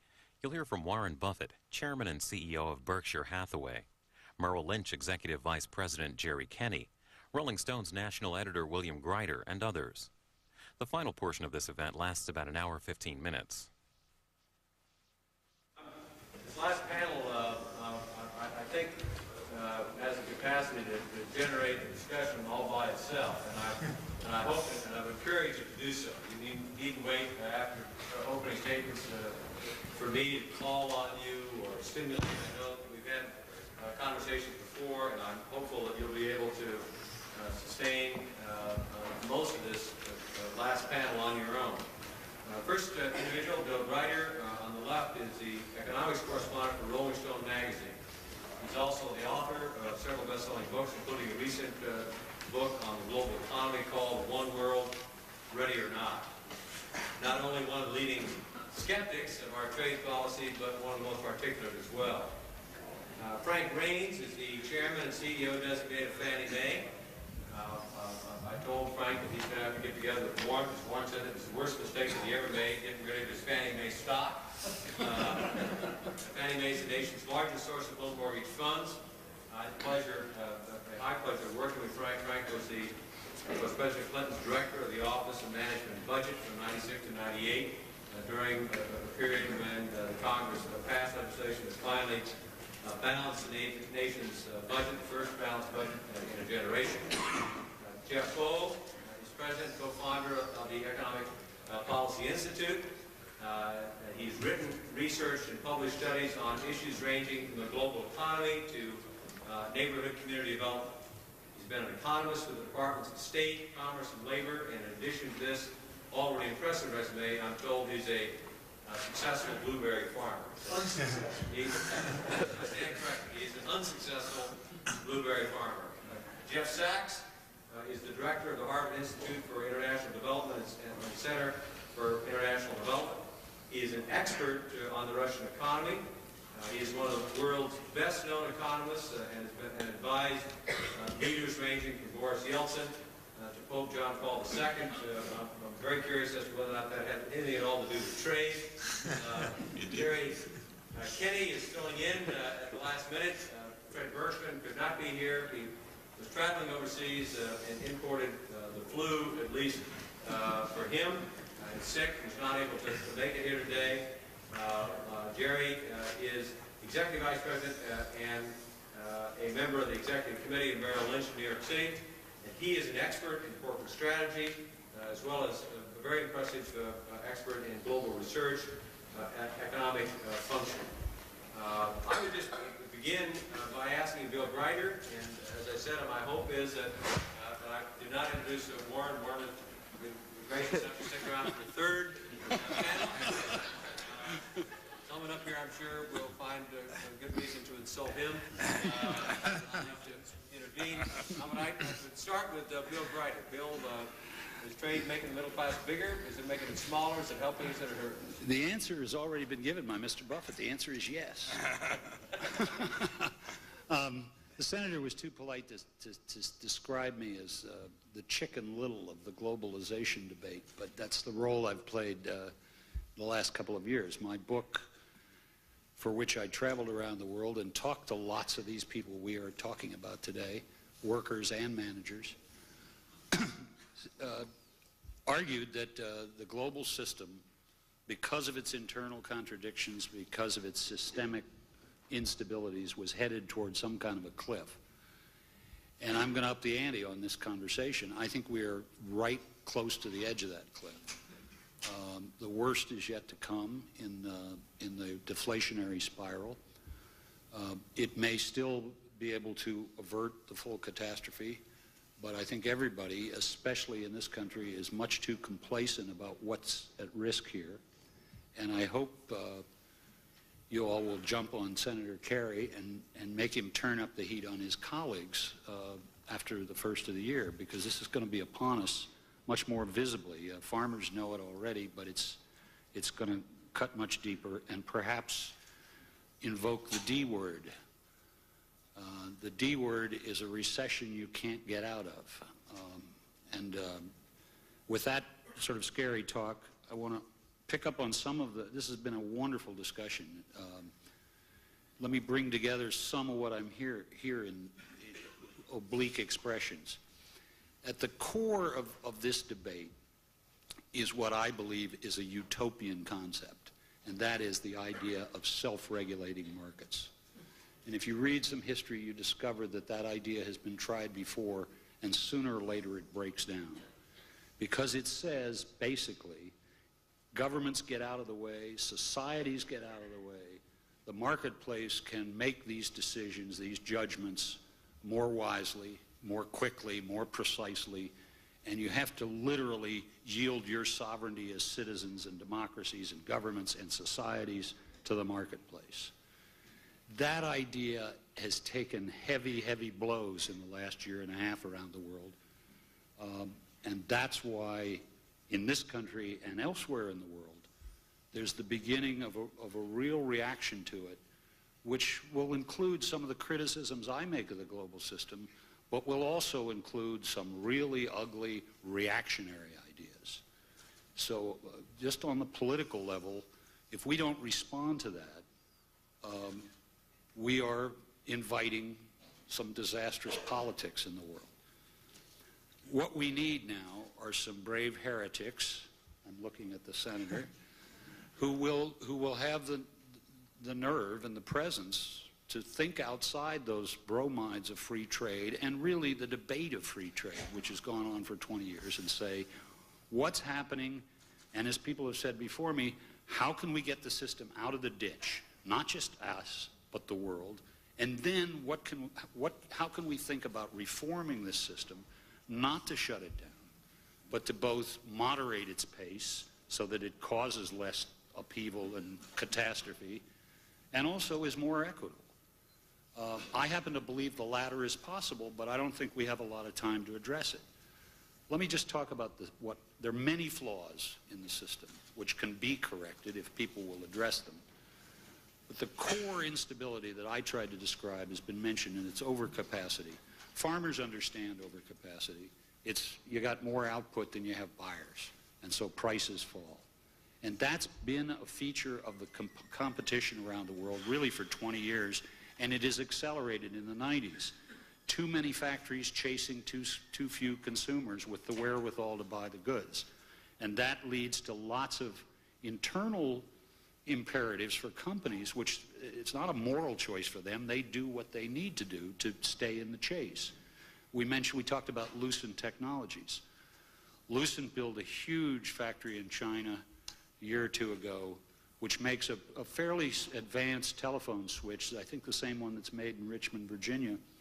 And the Chinese, of course, promised they will never export these switches, ha, ha, ha. But they didn't move those jobs to China because Chinese workers are better than the ones in Virginia or Oklahoma or Nebraska. They did it to get the contract to build telephone systems in China. Boeing took 737 tail sections from Wichita, Kansas, and moved them to a big factory in China for approximately the same reason. We talked about Mexico. I mean, this is swapping high-wage workers for lower-wage workers.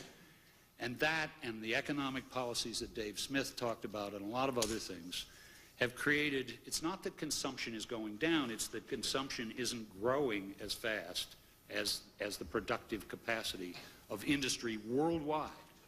And one of the points I want to make is you cannot think of this system anymore and understand it if you simply are thinking, is this good for America or bad for America? You do have to step back, and this is hard to do, but I think Americans, above all, can do it, and think of the global system and what its functionings amount to. And it may look like just an Asian catastrophe, but sooner or later, as we now know, it's on our doorstep. Quickly, let me talk about some positive solutions. And these may sound half-baked because they're still in the oven, but they're genuine attempts to sketch some ideas that might get us out of this and also lead to those reforms. The first one is a new set of trade rules and rights that deal with the overcapacity by discouraging it, and also deal with the unbalanced trading system, which Larry talked about earlier. And the dilemma right now has already been mentioned. if we're going to get out of the ditch, the United States has to accept a huge flood of cheaper exports from the rest of the world, imports to us. And that's already baked into the reality. On the other hand, that process sets off a new wave of deindustrialization and targets innocent bystanders, people who did not do anything wrong and who are not old and unskilled, as I will emphasize again. Steel workers, the mini mills are the most vulnerable now. How can we get out of that dilemma? Because we can't go protectionist. If we do, that's going to incite protectionism all around the world and make the D word even more plausible. I've sort of jiggering around the idea of some kind of emergency due bill, trading right, which we would receive as a country from the exporting country. Let's take Japan. All right, Japan is going to run a huge surplus with us that's way over any reasonable level. We demand a financial asset which we will be able to use in return once you're recovered for free rights, trading rights, access to your country, and a big financial penalty if you double cross us and don't give us that access. If you had a piece of paper with that value, you could then sell it among sectors. The steel could sell it to semiconductors or whatever. It would lay the predicate. First of all, it would allow this recovery to happen without a wave of protectionism, which I take as a very serious threat. Secondly, it would lay the predicate for reform afterwards. And we have to do that reform. We've been talking about losers here and making it sound like this is a minority of people who are losing because of this trade policy. Let me state you some facts. The U.S. bought $1.5 trillion more from abroad in the last 20 years, last 18 years, than it sold. That represents our accumulated trade debt. It is now, as we know, that trade deficit is rising again. We went from a position in 1970 in terms of our foreign-owned assets and foreigners owning U.S. assets from plus 30% of our GDP to a position of about minus 8% of our GDP. My point is, as somebody already said, you can do this we're a very rich country. We can do this for quite a while, but we can't do it forever. And in fact, it violates the fundamental economic theory of free trade, which says everybody wins when the trade is balanced. The trade is not balanced. We have enormous leverage in this moment of history because the rest of the world needs our market more desperately than ever. And we can begin an aggressive and generous, open negotiations with the world now to say, we're going to help you get out of the ditch, but we can't return to the status quo ante. That's one thought. Second thought cuts into the moral issues which have been discussed in the last panel. And I think a lot of good stuff was said there from several different viewpoints. My own view is that whether we call it moral values or altruism are literally merged now with our economic self-interest. And people are nodding in the audience.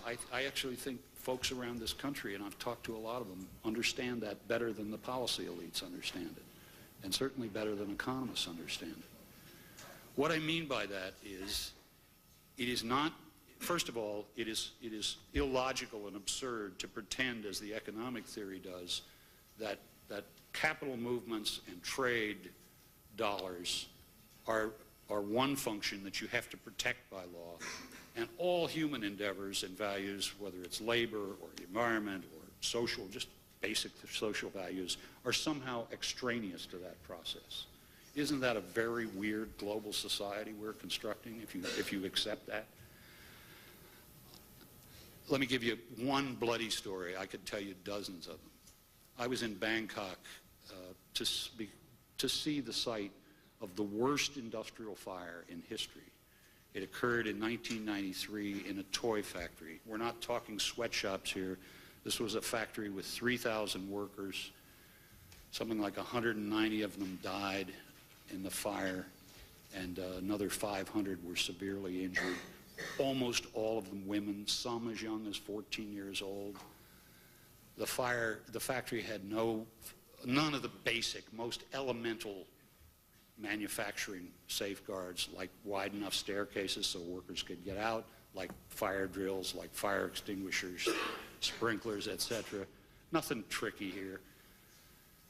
That factory made toys, and you'll buy some of them probably this Christmas. It's mainly for the American market. Bugs Bunny, Bart Simpson, Play School toys, all of the toys that American kids buy.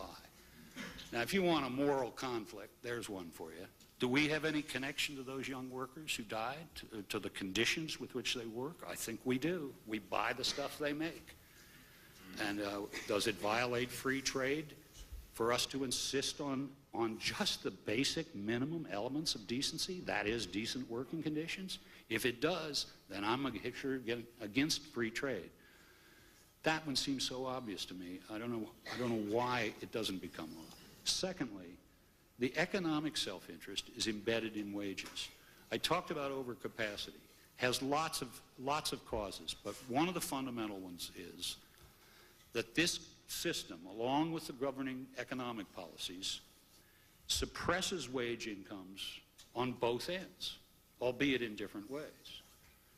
On the other end, those workers in Thailand or Indonesia, and especially China, are paid a rising wage, which they're of course grateful for.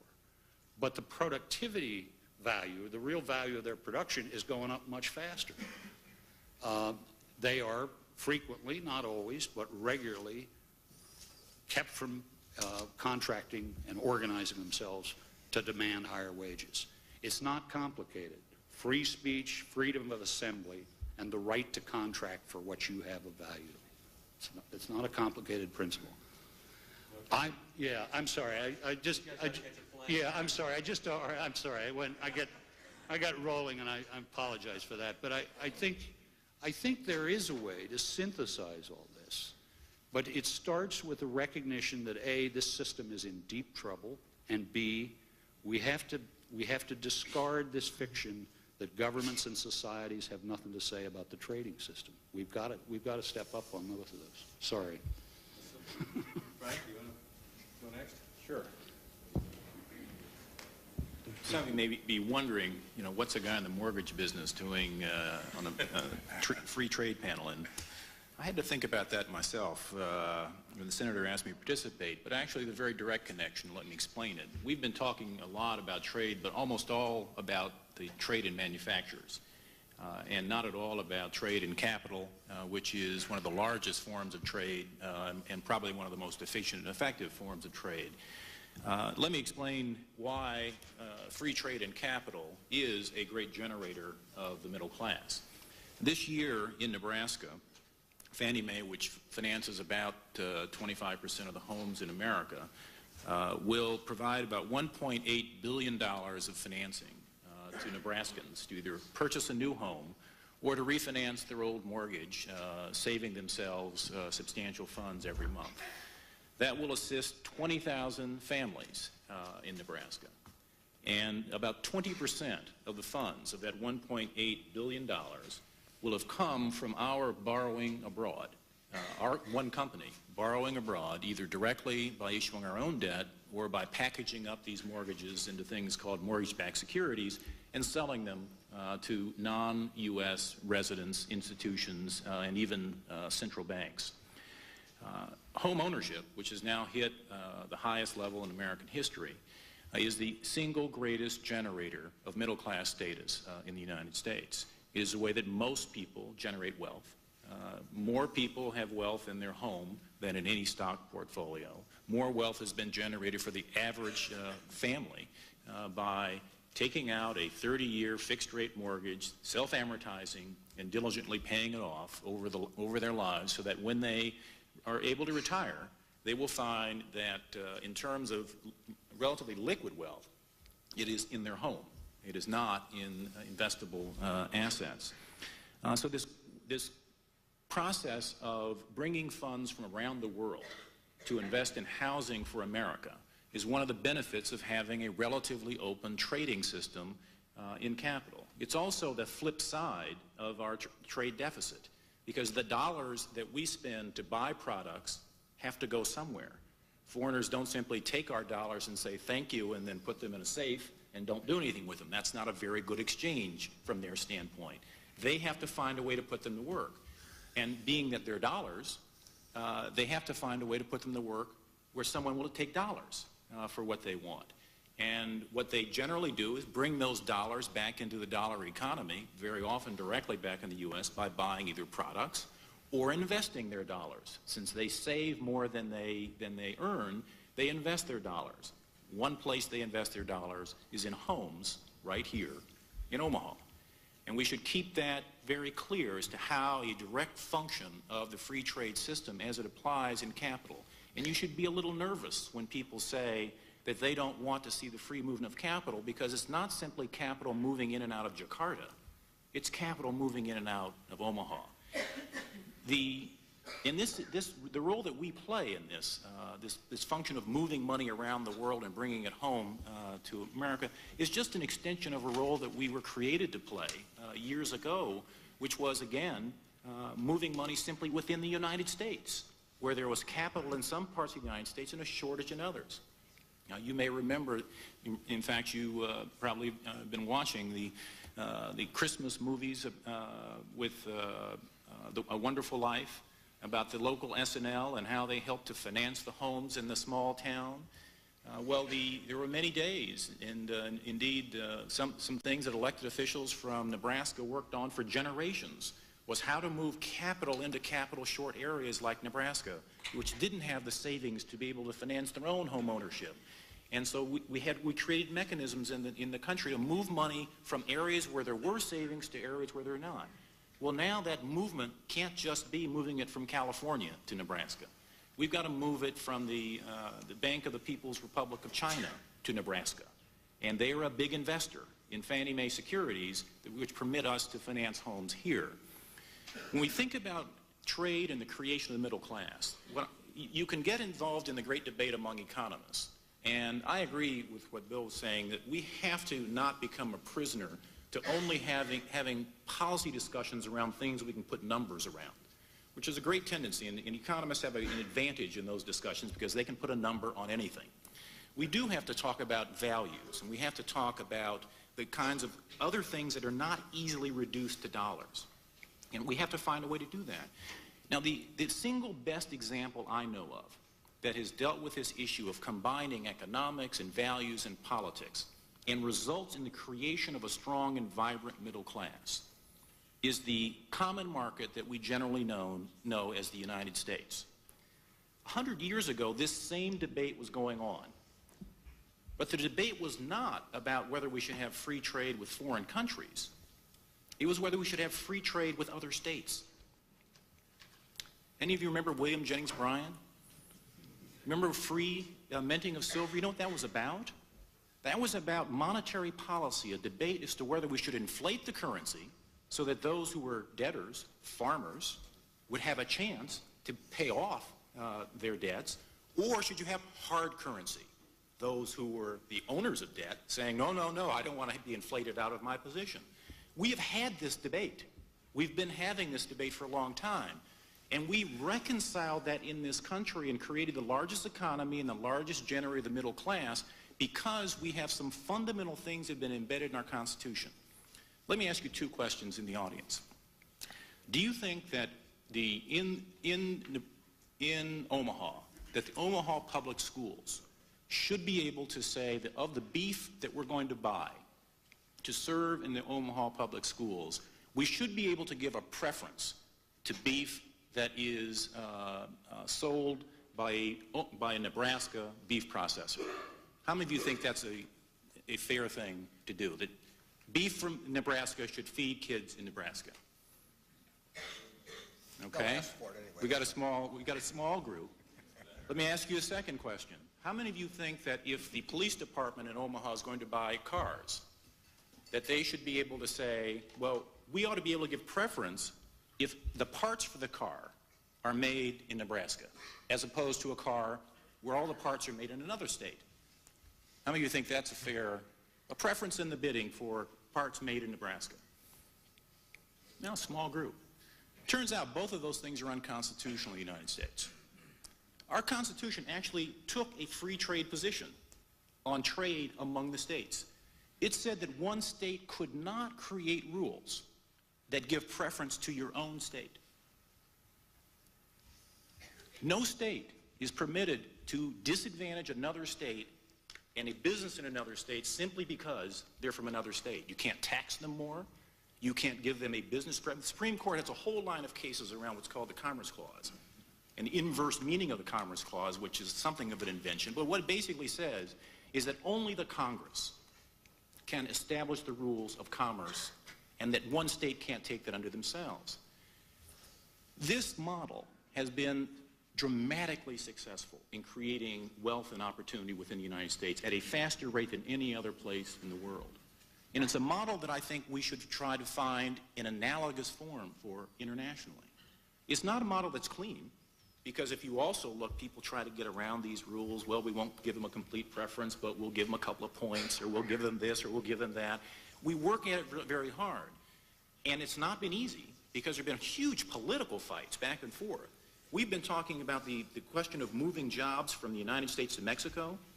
Let's turn back 30 years ago and substitute Georgia for Mexico. The big fight about movement of jobs from the north to the south was one of the biggest political issues in this country. And it became an enormous battle. How do we resolve it? We had a political system that said we're now required to decide this nationally. Nobody gets to decide it on their own. And over a period of time, we've created a set of rules. They're not perfect, but that govern commerce within the United States. I suggest that until we find a forum, until we find a mechanism where these issues of trade, politics, and social values can be mixed and balanced together, we are not going to find a solution to this problem. We've not found a better way to do it in 200 years in this common market. The likelihood we're going to do it cutting across our borders without a mechanism is very small. And that's why I am concerned by the fact that we have been debating, should we give the president the power to enter into agreements on trade? The answer obviously has to be yes if we hope to have any solution. We can't solve it by ourselves. I'm also troubled by those who say, but he can only come back with trade. If he brings anything else back, then the whole thing is over. Because if we haven't been able to resolve the fight between Nebraska and California without putting on the table wages and other issues, how in the world are we going to solve that fight with other countries without those things being on the table? I believe the president must have, any president, must have the authority to enter into comprehensive trade agreements, and they have to cover a sufficient range of issues so that you can bring them to the capitals of all the nations who have to approve and get them approved. There's going to be a different mix. It's probably not going to end up being our mix. Indeed, we might not like some of the provisions. The labor provisions agreed to may not be the ones the AFL-CIO wants. But I don't believe that we're going to come to a reasonable conclusion on this issue that is wealth generating, middle class generating, unless we create and give to the president the authority to negotiate the kinds of agreements that will permit us to move forward effectively. Thank you, Frank. A couple of years ago, you and I were talking about the trade issue, just to key off what Frank was talking about as far as we buy. The third quarter ending in September, we had a $61 billion current account deficit, which means $61 billion, I presume $61 billion of purchases in excess of what we're bringing in. And so we're buying $61 billion. $61 billion goes somewhere outside the United States net. Then with a zero savings rate, we need that $61 billion to finance things here in the United States. You're furrowing your brow like I may have this wrong. If I got it wrong, please explain the transaction, because at one point you were saying something to the effect of it's sort of the reverse of the deal that we did for Manhattan Island 300 or 400 years ago. And I wonder if you see it still the same way. Yeah, as a matter of fact, I think the Manhattan Indians would agree with me too. They got some consumables, some trinkets, and traded away a capital asset in the process. And when we consume in this country more than we produce, and if we're importing $61 billion worth net of consumables, I'm making it a little simpler than it is, but basically, if we are a net importer of the 61 billion, we as a country are consuming a bit more than we're producing at that point. We've got a huge economy, so it hardly even gets noticed. But at the same time, we give them 61 billion of various kinds of claims on this country. Now, the claims may be Fannie Mae debt, they may be Treasury bonds, they may be our stocks, they may have been Rockefeller Center or Universal Pictures or Pebble Beach a few years back. But one way or another, the dollars that we net pay out to get these net consumables in does not go under the mattress. It gets invested in some way, which makes, incidentally, the statements you read from time to time about how usually it was the Japanese, but the rest of the world might have us by the throat if they would withdraw all their capital from this country. They can't do it. It's just work it out with a bunch of little T-squares on a bookkeeping thing. So how do they, if they sell their government bonds, what do they get? They get dollars. What do they do with the dollars? Well, they may put them in a bank. What does the bank do with it? They buy their government bonds. I mean, you can't, net, if you're the rest of the world and we are taking more goods from you than we are sending, you cannot save in terms of American dollars. If you're Japanese and you prefer French obligations, you can buy French obligations with dollars, but then they've got the dollars. So it's you read some very silly statements, and there's one piece of advice I'd give you on anything on economics is always ask, and then what? I mean, when people say, that there's this wave of selling on the New York Stock Exchange, well, there was a wave of buying too, because there were exactly as many shares bought as sold. I mean, there always is another side to the transaction in economics, and when you read commentary that focuses on one side, you have to ask yourself about the other side. Now, what are the consequences of consuming more than you produce? Well, the consequences are, if you start out as an individual doing that and you have no net worth to start with, you go into debt, and someday you have to produce more than you consume, or you declare bankruptcy, one of the two. But if you're enormously rich to start with, which this country is, I mean, if I start consuming more than I produce, I can do that for a little while. And the country can sell off a bit of the farm. I mean, and we've got such a huge farm, we won't even see it. I mean, we are a very, very, very rich family, so we can consume more than we produce. And the nice thing about it is because we are so rich, and because the rest of the world trusts us, they will take our obligations. You can't do what we do if in 98% of the countries in the world. If you're in a great many countries and you say you want to, in your own currency, just promise to make some payments later on and take in more than you're sending out, the world says no. But we can do it. And if you do it long enough, you give up a lot of assets. I mean, they may make mistakes in the assets they bought from you. I mean, buying Rockefeller Center, it wasn't Rockefeller Center, but they bought a part of it. But Universal Pictures or whatever it may be, they didn't choose the best assets at the time. But net, the rest of the world accumulates assets of ours or claims on our future production. One way that can reverse itself is later on, the world can command more of our goods than they're sending us. I mean, it can go into reverse. I think long term, there is an advantage to having as much trade as possible and having it as well balanced as possible. And I think that no one in this room probably is young enough so that they see the consequences of even a couple $100 billion of net claims piling up. But it was Bill that mentioned going from 1.5 trillion and 30% of, I guess, of GDP in terms of us a net creditor going to a net debtor position. And it goes on every quarter. And I've talked with Bob some about this. I think long term we should have a policy that assures not only a maximum of trade, but balanced trade. Jeff O. Well, I had 4 or 5 great jokes as an introduction, but time is going short, so you'll just have to follow my career and catch me on the next panel. It's true what Warren says, and he would know because he's got the biggest farm, at least in this room. But in the long run, while in the short run, it seemed like the Indians got the best of the deal. But in the long run, it looks like the people who ended up owning the island of Manhattan got the best asset. I think there's actually been some progress and some interesting discussion here today. I would sum up one of the aspects of it by saying I think it's clear to everybody by now that the issue is not protectionism versus free trade. We all agree we're in a global economy.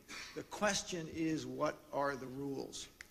I suppose I would dissent from the general assumption that's been made throughout the afternoon that export trade is always good, always benefits everyone. I think trade is like any other economic phenomenon. There are times when it's good, there are times when it's not so good. Certainly I believe in the discussion over